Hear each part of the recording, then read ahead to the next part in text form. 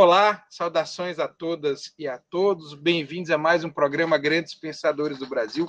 Hoje nós teremos a honra, a alegria, a imensa satisfação de receber o professor João Roberto Gomes de Farias, professor titular de Literatura Brasileira na USP, aposentado desde 2018, mas ainda muito atuante como professor sênior, integrante do Instituto de Estudos Avançados da USP, pesquisador associado à Biblioteca Brasiliana Gita José Mindlin, desenvolvendo o relevante projeto Teatro e Escravidão no Brasil, e professor visitante na Escola de Filosofia, Letras e Ciências Humanas da Unifesp, desde junho de 2019. Professor João Roberto, muito obrigado pelo seu tempo, muito obrigado pela sua gentileza de vir aqui compartilhar um pouco da sua produção, um pouco dos seus pensamentos com os advogados do Estado de São Paulo e de todo o Brasil.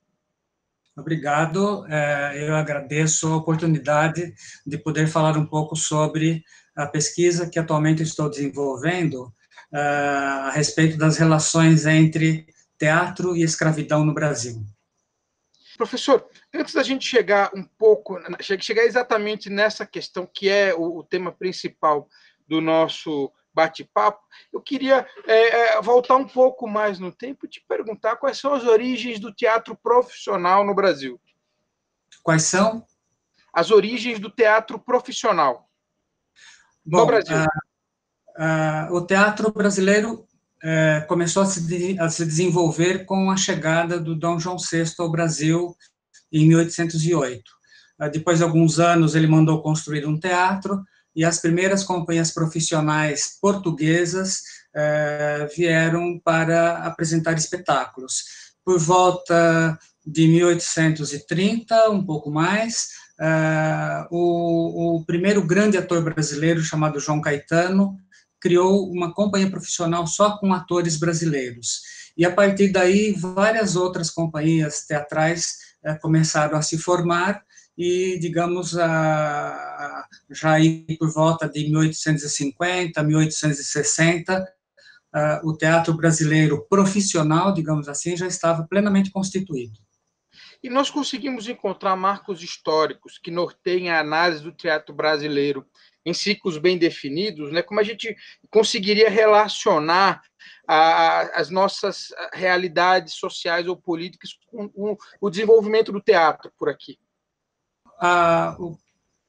Se convencionou considerar a encenação da peça Antônio José, ou O Poeta e a Inquisição, em 1838, como uma espécie de marco inaugural.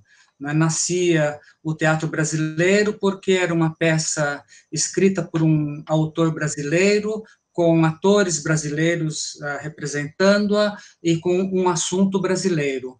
Nesse mesmo ano também surge um genial comediógrafo chamado Martins Pena, que ao longo de uma década, digamos assim, escreve cerca de 20 comédias que foram representadas por todo o Brasil e que apresentam, no seu conjunto, um panorama dos nossos costumes, principalmente das pessoas mais simples, né, e de uma classe média emergente. Né? Professor, para além da análise política da abolição, quais as abordagens na representação do negro e do escravizado em nossa dramaturgia e os consequentes debates que a publicação ou encenação dessas peças suscitaram? Bom, o primeiro autor brasileiro que fez a crítica à escravidão foi Martins Pena, não é? Quer dizer, nas suas comédias, não em todas, mas em algumas, ele abordou principalmente a questão que era central naquele início da década de 1840. Eu me refiro ao tráfico de escravos, não é?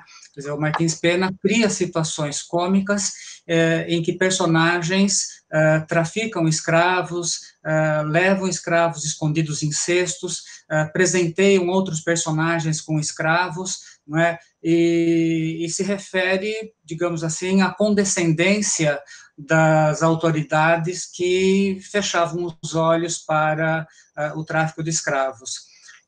A gente sabe que foi decretada uma lei em 1831 que definia que os africanos que fossem aprisionados nos navios dos traficantes seriam considerados homens livres, não é? E os traficantes seriam obrigados, inclusive, a repatriá-los. Não foi isso o que aconteceu, a chamada lei para inglês ver, e o tráfico continuou com o desembarque de escravos nessa grande costa brasileira. Assim, as primeiras peças brasileiras que trataram da escravidão abordaram principalmente a questão do tráfico. Depois, nós tivemos um período que vamos chamar aí de romantismo e também de realismo no teatro, em que as peças começam a fazer a crítica à escravidão, não é? Ou seja, a ignomínia da escravidão, os castigos físicos que eram assim horríveis, não é?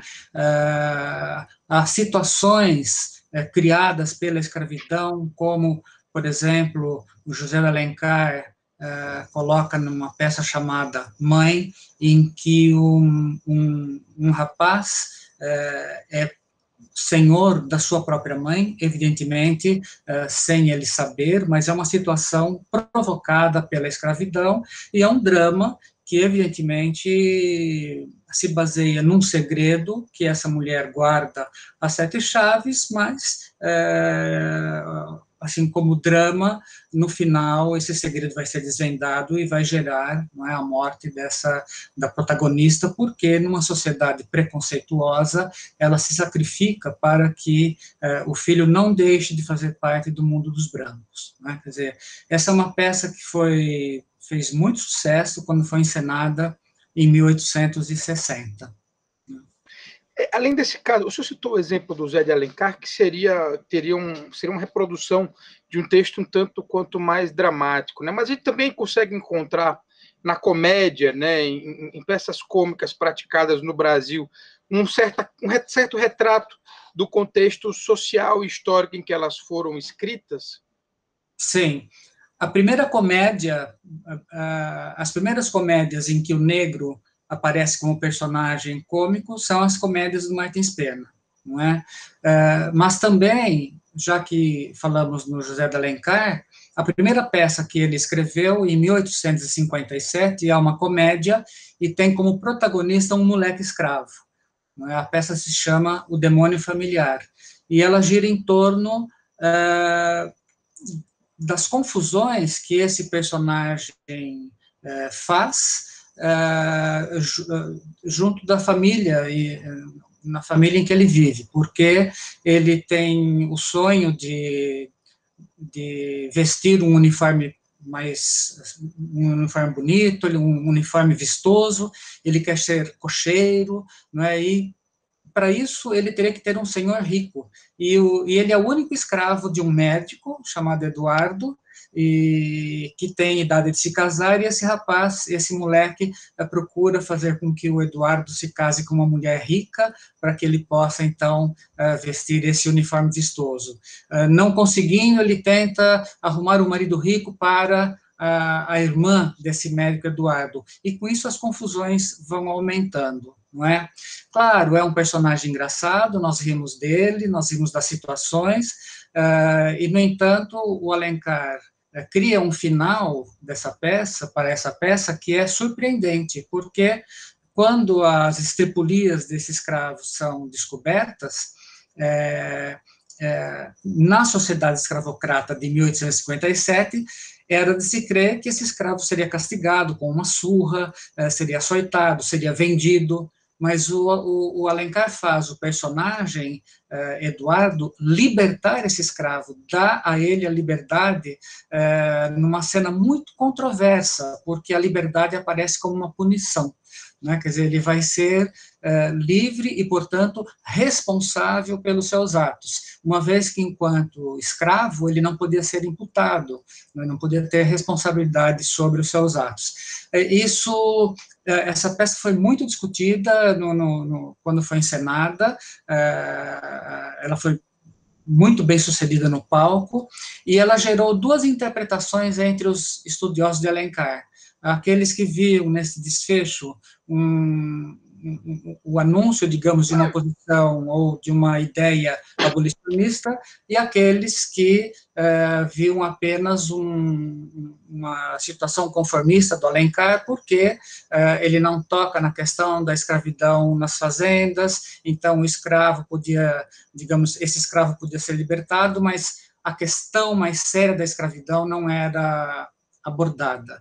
De fato, é o lado ameno da escravidão, que é a escravidão doméstica, que o Alencar aborda nessa peça, não é? E a crítica maior à escravidão, de fato, ele vai fazer no drama Mãe, não nessa peça, nessa comédia, O Demônio Familiar. Mas, se nós pensarmos que no final dos anos de 1850, a escravidão era uma instituição sólida, apoiada por praticamente todos os brasileiros, né? O Alencar tocou numa ferida,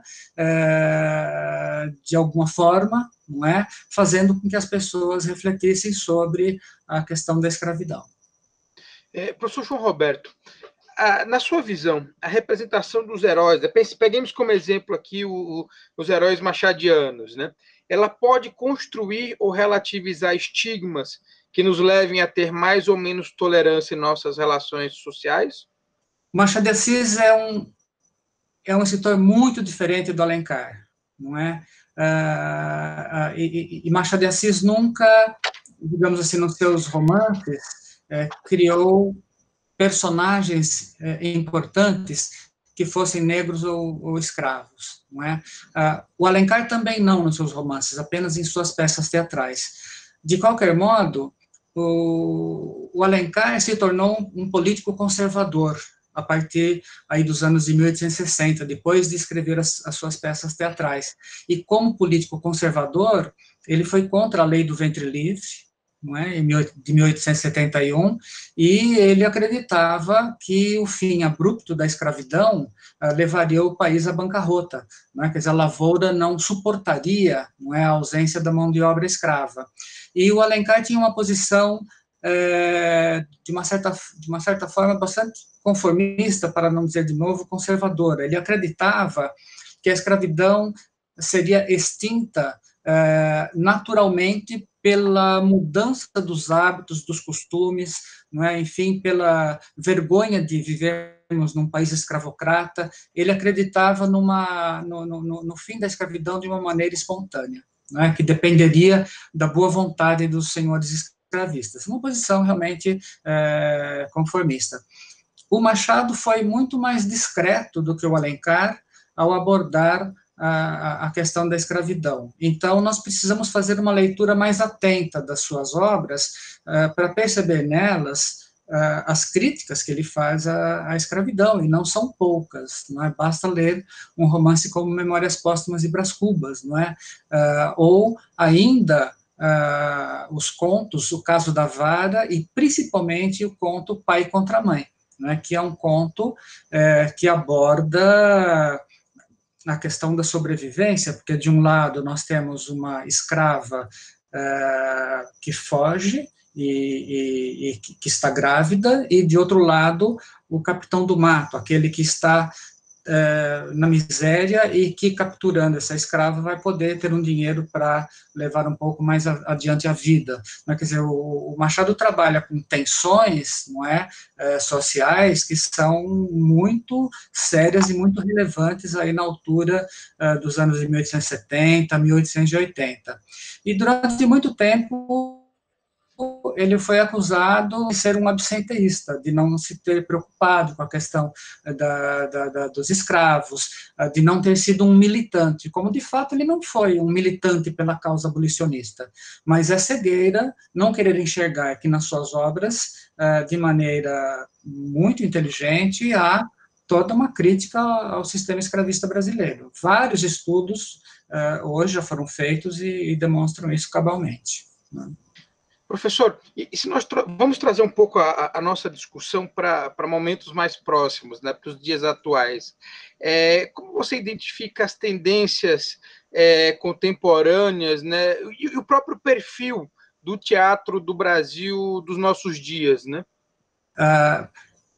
Assim, eu acho que a questão racial, a questão do negro, hoje em dia, ela está posta para ser discutida e há muito avanço nessa área de conhecimento, de pesquisa, de reflexão social, né? Quer dizer, todos nós no Brasil, hoje, percebemos a existência de uma assim, de uma questão política, do que se chama de racismo estrutural, que tem as suas raízes no passado, né? Quer dizer, nós só podemos entender o nosso presente hoje, as questões ligadas ao negro, se nós nos lembrarmos que nós tivemos, no passado, uma sociedade escravista, né? Quer dizer, todos os vícios que nós herdamos estão presentes hoje na sociedade brasileira, que está acordando, não é?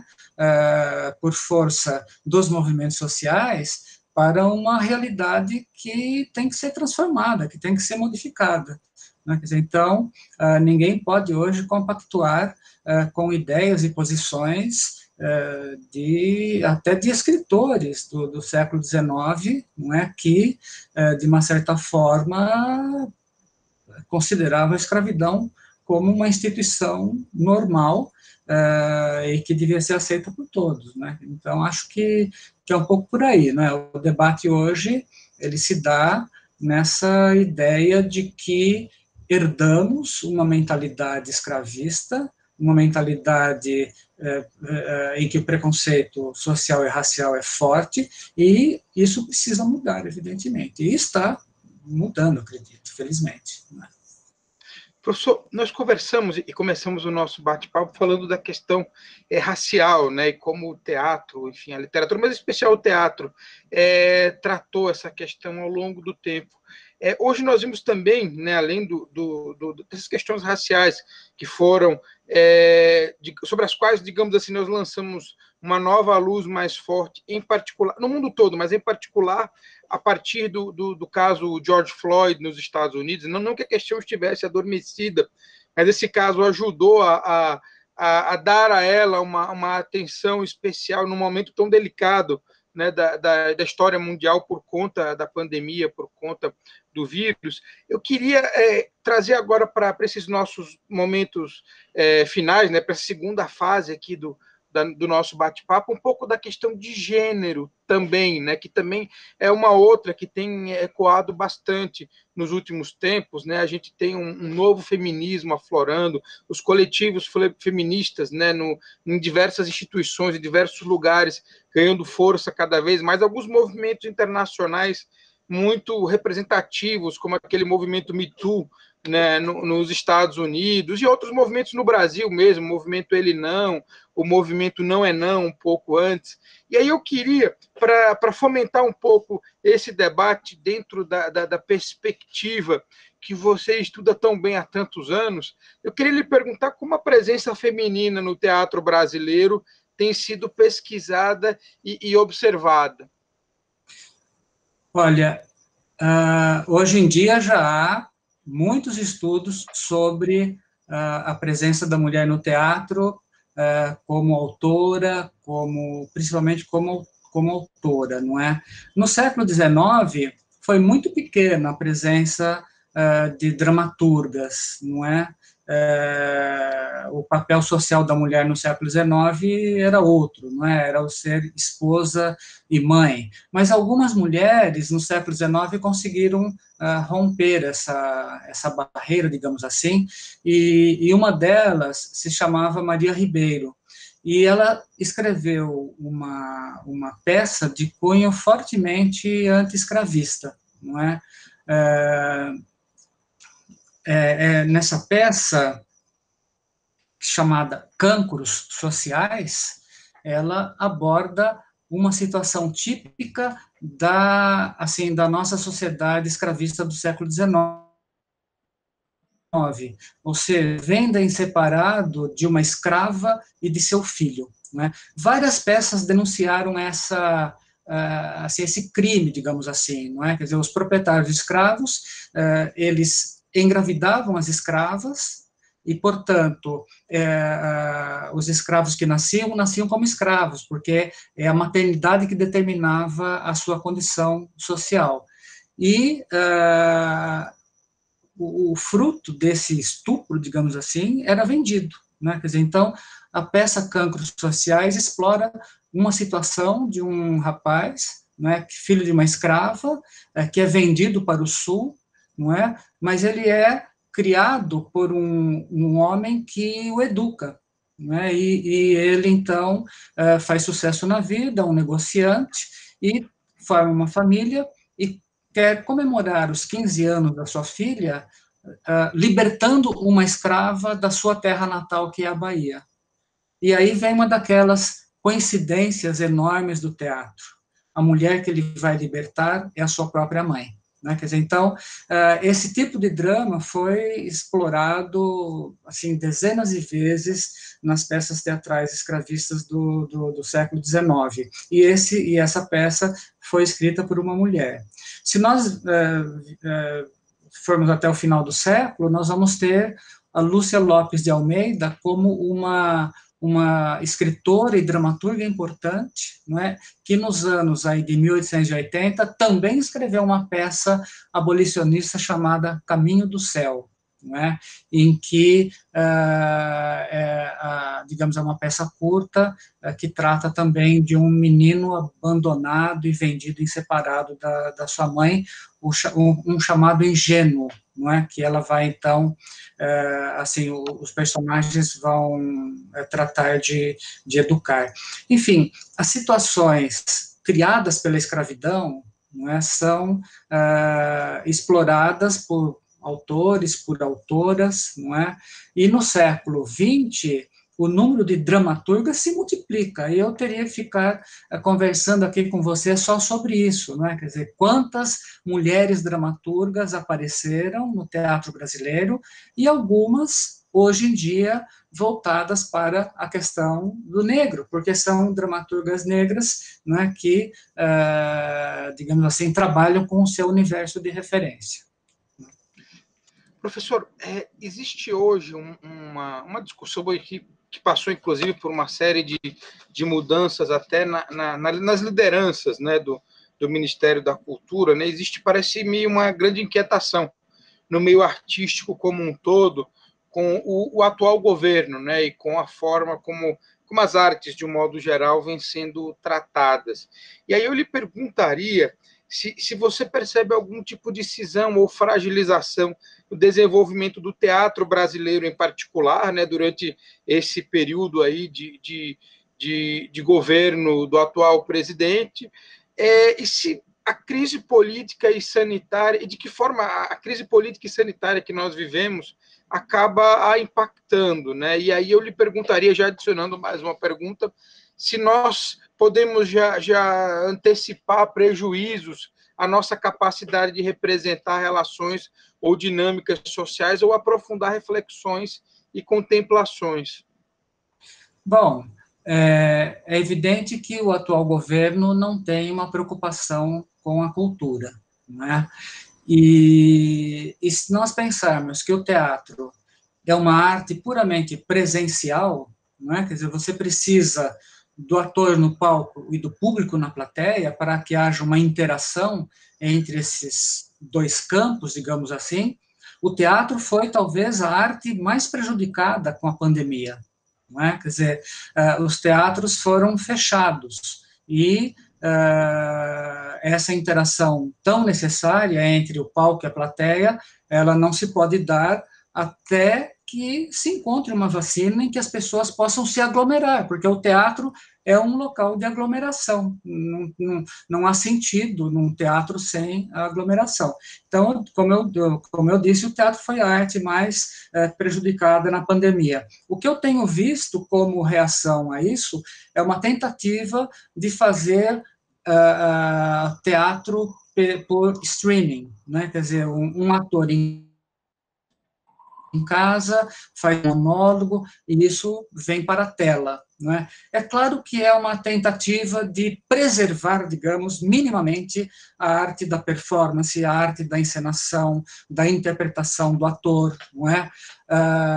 Mas isso, infelizmente, isso é pouco. O teatro precisa dessa interação com o público e o que eu espero é que a gente possa retomar as atividades teatrais como elas eram antes, porque essa interação entre público e plateia faz parte da história do teatro, está lá na Grécia Antiga e passa pela Idade Média, pelo Renascimento e vem até hoje, quer dizer, nós não podemos pensar no teatro de uma outra forma, né? Eu vou aproveitar, professor, só para dar um testemunho relacionado com esse um dos seus últimos comentários, né? Eu gosto muito de ópera, né? E costumo, dentro do possível, ir com a minha esposa. Ópera e musical, né? São duas coisas que eu realmente adoro. Eu descobri, graças à pandemia, um site muito interessante chamado Uniópera, né? Em que você paga uma assinatura e tem acesso a uma série de encenações desse grupo, com imagem muito boa, né? Com um som muito adequado, né? Enfim, absolutamente adequado para o momento da pandemia, né? Sim. Mas, de fato, o teatro, a ópera, enfim, os musicais, eles pressupõem uma interação muito maior, né? Uma vivacidade de muito maior. Então, tenho certeza que depois que terminar essa pandemia, tudo vai se ajustar, né, e se acertar. Mas eu queria, professor, também voltar um pouco para o seu tema principal de reflexão, que é o teatro no século XIX, né, para lhe perguntar, por exemplo, qual era a importância, né, do teatro no século XIX para a sociedade brasileira, né? Se muita gente o frequentava, se era efetivamente o ponto de encontro, né? E de que maneira, na sua percepção, isso muda ao longo do século XX e nessas primeiras décadas do século XXI, talvez pelo advento aí de novas tecnologias. Sim, sim. Veja, digamos aí por volta de 1860, 70, 80, o teatro é um local de entretenimento, de cultura e de convívio social. As pessoas se encontravam no teatro, nas igrejas, nos jardins, não é? E havia poucos espaços de sociabilidade, digamos assim. O teatro era um deles, não é? Quer dizer, então, a importância do teatro é muito grande. A minha experiência como leitor de jornais do século XIX, não é? Porque hoje em dia, graças à hemeroteca da Biblioteca Nacional, eu posso ler os jornais do século XIX, eu percebo que o teatro é matéria que está sempre na primeira página do jornal, os espetáculos teatrais são comentados, não é, assim, de maneira, assim, comum nos jornais, quer dizer, há jornalistas especializados em fazer a crítica teatral, não é? Quer dizer, os anúncios teatrais ocupam boa parte da quarta página do jornal, quer dizer, então, a importância do teatro era realmente muito grande. E é claro que também o teatro tinha uma força de persuasão, não é? O teatro podia ser utilizado como, digamos assim, um local de ensinamento, né, um local de civilização. Machado de Assis, por exemplo, que foi crítico teatral durante muito tempo, ele dizia que o teatro era uma escola de moral, de costumes, de civilização, não é? E não precisou de muito para que o teatro fosse também um local de fazer o proselitismo em função da abolição da escravidão, né? Quer dizer, muitas peças teatrais foram escritas para fazer a crítica da escravidão e para defender o fim da escravidão, não é?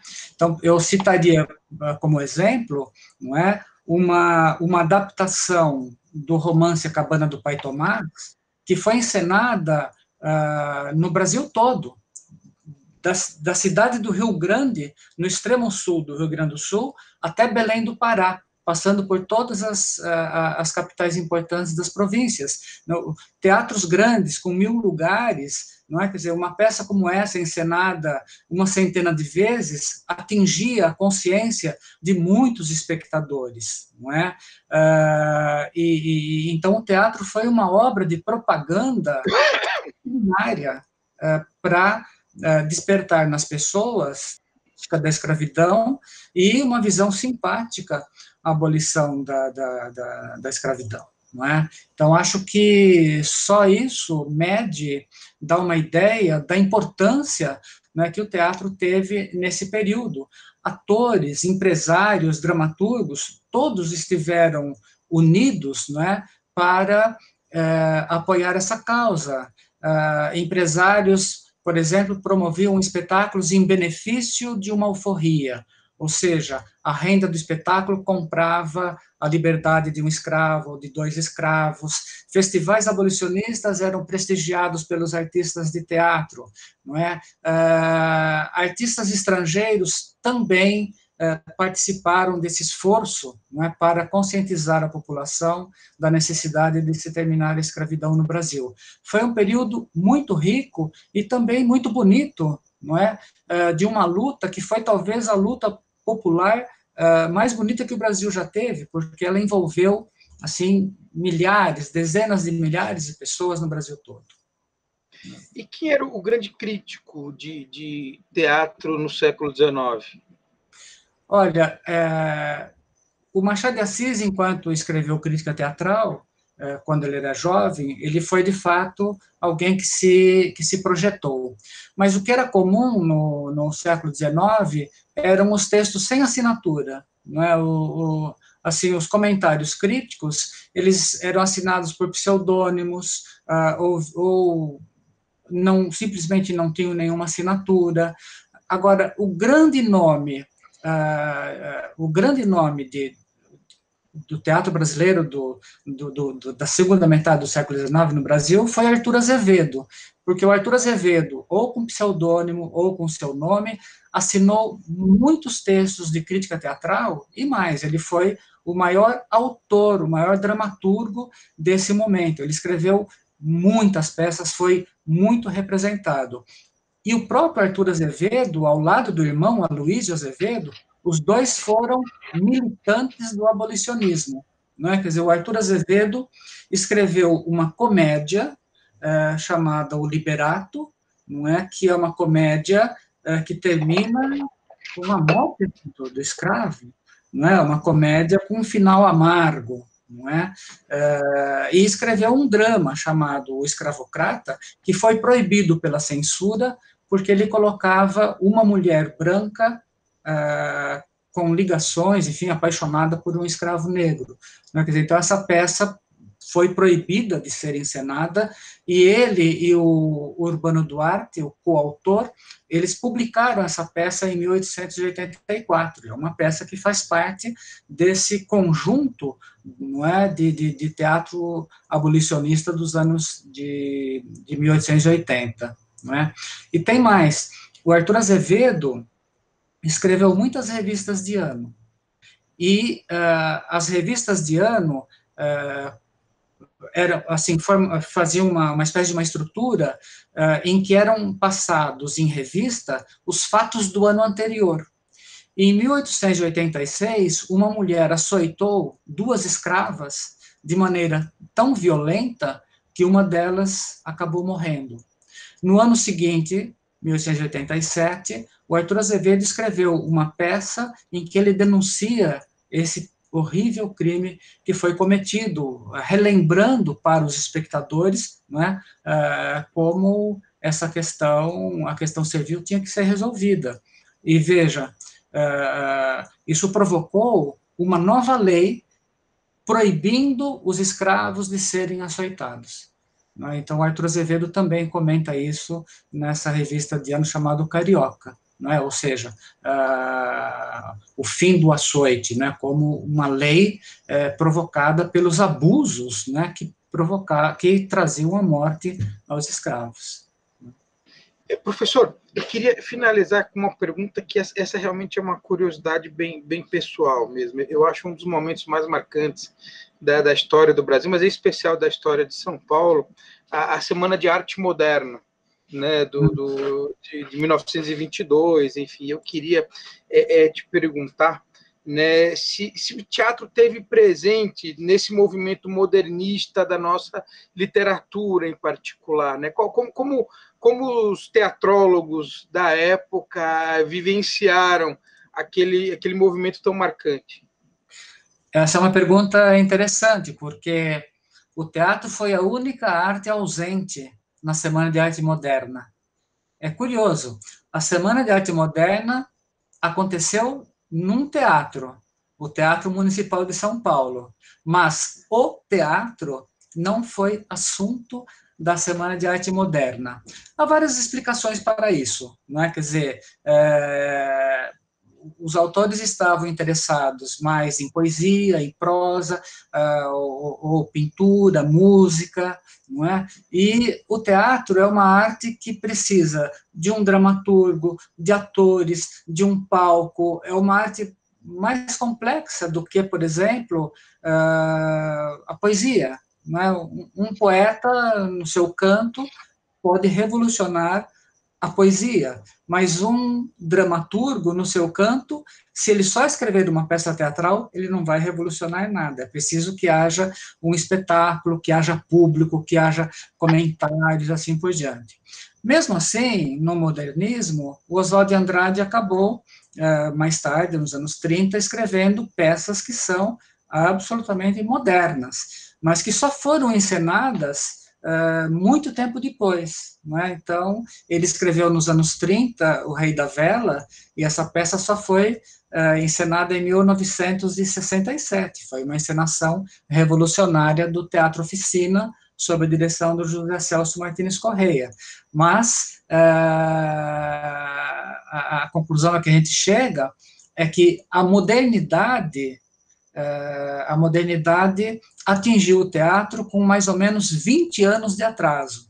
Não é? Também há uma data que se convencionou, chamar de marco inaugural do teatro moderno brasileiro, que é a encenação da peça Vestido de Noiva, do Nelson Rodrigues, em 1943, ou seja, 21 anos depois da Semana de Arte Moderna. Professor João Roberto, eu tenho certeza que todos os nossos espectadores que acompanharem esse programa sairão muito mais cultos, né, muito enriquecidos ao ouvi-lo falar com tanta paixão sobre o teatro. Eu queria aqui, em nome de todos os advogados de São Paulo, dos advogados do Brasil, agradecer o seu tempo, agradecer a sua gentileza, a sua cordialidade em participar conosco, agradecer também a todos que fizeram esforços para que esse encontro, esse bate-papo acontecesse, em especial ao Adriano Assis Ferreira, mas agradecer a todos os espectadores e finalizar aqui passando-lhe a palavra para suas considerações finais, para uma mensagem final que você queira transmitir aos nossos espectadores. Eu vou fazer uma provocação aos espectadores que são da área do direito, aos advogados, não é? Um dos livros que eu li para fazer a minha pesquisa é o livro do Evaristo de Moraes, que se chama A Campanha Abolicionista, 1879-1888. Pois bem, no final desse livro, o Evaristo de Moraes comete uma injustiça para com o teatro brasileiro, dizendo que ele colaborou pouco para o processo da abolição da escravidão. Ele cita, assim, 2 exemplos, não é, de peças que foram escritas, encenadas, não é? E o leitor desse livro acaba ficando com uma noção errada do que foi exatamente assim, o compromisso de atores, dramaturgos e empresários teatrais e que se envolveram com a luta abolicionista, e o leitor não tem uma ideia precisa do que foi o envolvimento do teatro e a contribuição que ele deu para o fim da escravidão ao longo da década de 1880, com a encenação de muitas peças, com a realização de muitos espetáculos, enfim, tudo isso culminando, não é, com a Lei Áurea no dia 13 de maio de 1888. Muito obrigado pela oportunidade. Com esse registro tão importante, finalizamos aqui mais um programa Grandes Pensadores do Brasil.